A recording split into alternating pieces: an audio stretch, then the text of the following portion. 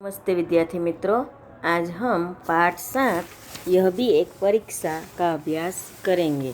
तो यह भी एक परीक्षा पाठ का प्रकार है एकांकी और पाठ के लेखक का नाम है सुरेंद्र अंचल। तो यह भी एक परीक्षा पाठ में देवेंद्र नाम का जो एक विद्यार्थी है वो अपने शिक्षा की परीक्षा में तो वो पास होता ही है, लेकिन वो अपने वास्तविक जीवन की परीक्षा में भी वो पास होता है, मानवता की परीक्षा में भी वो पास होता है।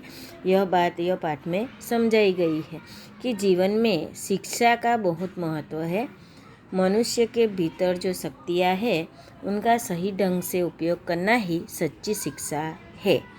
परीक्षा में ज़्यादा अंक प्राप्त करना वह शिक्षा का मूल उद्देश्य नहीं है, मगर वास्तविक जीवन में शिक्षा का उपयोग करके दिखाना है। मानवता बड़ी मूल्यवान चीज़ है।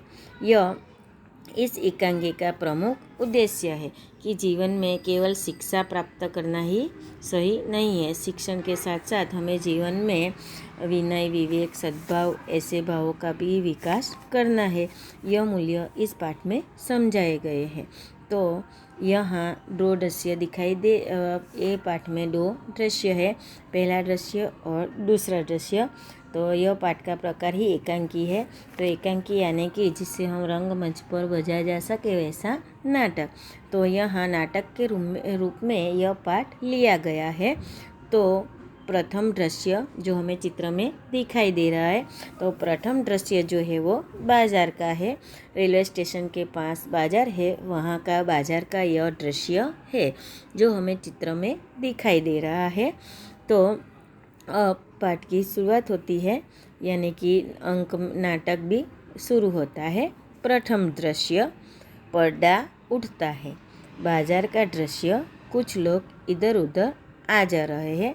तो यह जो चित्र है उसमें हमें दिखाई दे रहा है कि वो बाज़ार का चित्र है और बाज़ार के चित्र में कई लोग आ रहे हैं और कई लोग जा रहे हैं, इधर उधर आ जा रहे हैं। तो यह चित्र में हमें चाय वाला दिखाई दे रहा है, बूट पॉलिश वाला दिखाई दे रहा है, अखबार बेचने वाला दिखाई दे रहा है, आदि चित्र में हमें दिखाई दे रहे हैं बच्चे। तो पर्दा उठता है, बाज़ार का दृश्य, कुछ लोग इधर उधर आ जा रहे हैं। तो एक बालक, कंधे पे ठेला, हाथ में ब्रश, बूट पालिश। एक राहगीर से, बाबूजी जूते चमका दूँ, शानदार कर दूँगा। तो यह बालक जो है जो अपने कंधे पे ठेला रख कर हाथ में ब्रश लिए हुए घूम रहा है और बोल रहा है, क्या बोल रहा है? Boot polish. तो बूट पालिश करने वाला जो बच्चा है वो बूट पालिश करवा लो ऐसा बोल रहा है। एक राहगीर से, बाबूजी, राहगीर यानी कि मुसाफिर। तो एक मुसाफिर से कहता है, बाबूजी जूते चमका दूँ, शानदार कर दूँगा। ये बाबूजी मैं आपके जूते चमका दूँ और शानदार कर दूँगा। शानदार यानी कि चकाचक, कि मैं आपके जूते को चमका कर शानदार कर दूँगा। राहगीर, नहीं रे, परे हट। राहगीर जो है वो बालक को मना करता है कि नहीं हट, मुझे अपने जूते नहीं चमकाना। फिर भी बालक उसके पीछे जाता है और उसे फिर से कहता है कि मैं आपके जूते चमका दूँ। बालक बूट पकड़कर आईना बना दूँगा जूतों को। तो बालक जो है वो राहगीर के पैरों में गिरकर उसके बूट पकड़ लेता है और कहता है कि मैं आपके जूते को आईना बना दूँगा। आईना यानी कि दर्पण, अरीसा, कि जिसमें हम अपना मुख देख सकते हैं। तो जो बूट पॉलिश वाला बालक है वो बालक भी राहगीर के बूट को आईने की तरह बना देना चाहता है, यानी कि वो अपने बूट में ही अपना चेहरा देख सके, इतना चकाचक वो बना देना चाहता है। अपनी शक्ल देखकर फिर पैसा देना बाबूजी, सिर्फ 2 रुपये।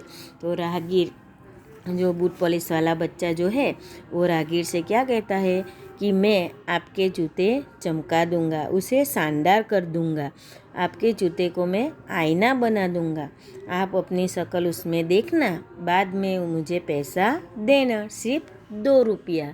तो राहगीर जो बालक जो है वो राहगीर से ऐसा कहता है। तो यह प्रश्न जो है वो बार बार परीक्षा में पूछा जा सकता है कि बूट पॉलिश वाले ने राहगीर से क्या कहा।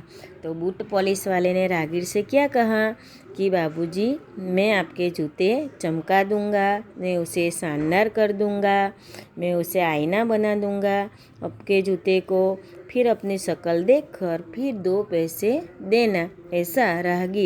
ऐसा बूट पॉलिश वाला बालक राहगीर से कहता है। राहगीर अरे हट, जोंक की तरह चिपक जाता है, भाग।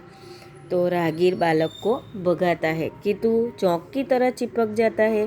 जोंक यानी कि एक प्रकार का जीव जंतु जो गंदे पानी में दिखाई देता है। तो वो जोंक जिस तरह हमारे शरीर में चिपक जाता है तो उसको फिर दूर करने से हमें कड़ी मेहनत करनी पड़ती है। उसी तरह वो बालक को भी राहगीर उससे दूर जाने के लिए कहता है। राहगीर के पीछे बालक चला जाता है। तो राहगीर के पीछे पीछे ही बूट पॉलिश वाला बालक उसके पीछे जा रहा है। दूसरी ओर से एक हाकर अखबार का बंडल लिए आता है। तो दूसरी ओर से एक अखबार का बंडल लेकर, यानी कि एक अखबार वाला अपना बंडल लेकर अखबार बेचने के लिए आ रहा है। हाकर अखबार हिलाते हुए, तो अखबार बेचने वाला है जो अखबार हिलाता है, जो हमें चित्र में दिखाई दे रहा है।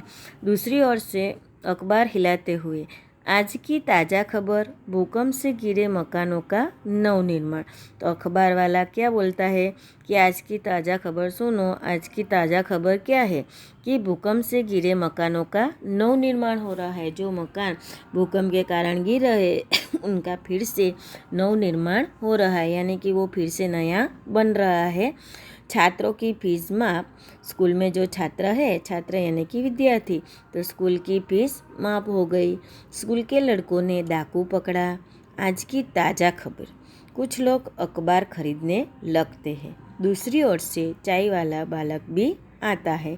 एक हाथ में बाल्टी जिसमें कप रखे हैं, एक हाथ में केतली। तो अखबार में कौन सी खबर छपी है? तो अखबार में छपा है कि भूकंप से गिरे मकानों का नवनिर्माण, छात्रों की फीस माफ और स्कूल के लड़कों ने डाकू पकड़ा। ऐसी ताज़ा खबरें अखबार में छपी हुई है। तो ऐसी खबर सुनकर कुछ लोग अखबार खरीदने लगते हैं। दूसरी ओर से चाय वाला बालक आता है और चाय वाले बालक के एक हाथ में बाल्टी है जिसमें कप रखे हुए हैं और एक हाथ में चाय की केतली है। तो पहले कौन आया? पहले जो बूट पॉलिश वाला बालक था वो आता है। बाद में पेपर बेचने वाला, अखबार बेचने वाला आता है और उसके बाद एक चाय वाला बालक आता है।